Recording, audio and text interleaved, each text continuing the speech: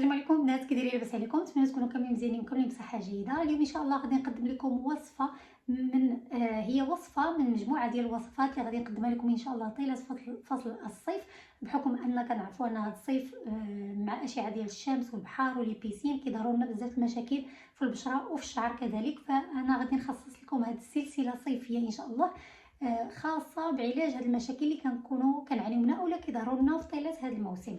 اليوم ان شاء الله غادي نقدم لكم واحد الماسك بسيط جدا. الدور ديالو هو انه غادي يصفي الوجه، غادي يبيضو، يوحد لنا اللون ديال البشره. زائد البنات التجاعيد، دائما ملي كنذكر التجاعيد يعني التجاعيد اللي كتكون بسيطه وكتكون يلا في البدايه ديالها. كيف ما كتعرفوا ان التجاعيد اللي كتكون ضيجه كثرات، ف باش هكا نكونوا صريحين، ملي كيكونوا التجاعيد بزاف فالحل الوحيد ديالهم كتكون هي الجراحه. فاليوم ان شاء الله غادي ندوزو نشوفوا المكونات ديال هاد الوصفه ديالنا ديال اليوم اولا الماسك ديال اليوم. غادي يعجبكم بزاف والوصفه غادي يظهر لكم المفعول ديالها من اول استعمال ان شاء الله. يلا باش ما نطولش عليكم ندوزو نشوفوا المكونات. بالنسبه لهاد الوصفه غادي نستعمل اولا غادي نحتاج 4 مكونات بالضبط. اول حاجه غادي نحتاج هنا الرز مطحون، الخرطال اولا الشوفان مطحون، نشا الذره وبياض بيضه وحده. دابا ندوزو نجمعوا المكونات. اول حاجه غادي نجيب هنا واحد الاناء وغادي نبدا نوضع ملعقه صغيره من كل مكون. فبالنسبه للبنات لهذا الماسك ممكن تستعملوه جوج اشخاص، كافي لجوج اشخاص حيت كيخرج بزاف.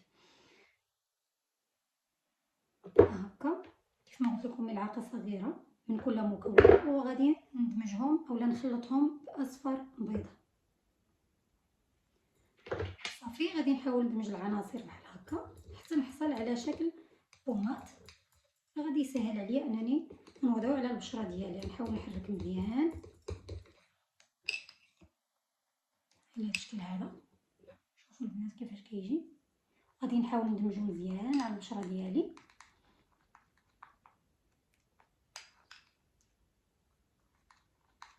عندهم تحريك حتى ندمج العناصر كاملين ان شاء الله.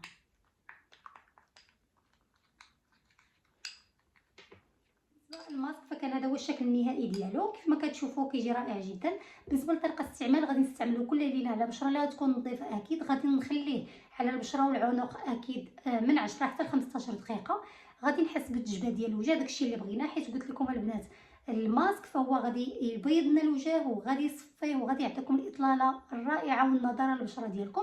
زائد غادي يخفي لكم التجاعيد اللي كتكون يلاه باديه، غادي يحافظ لكم على نضاره البشره.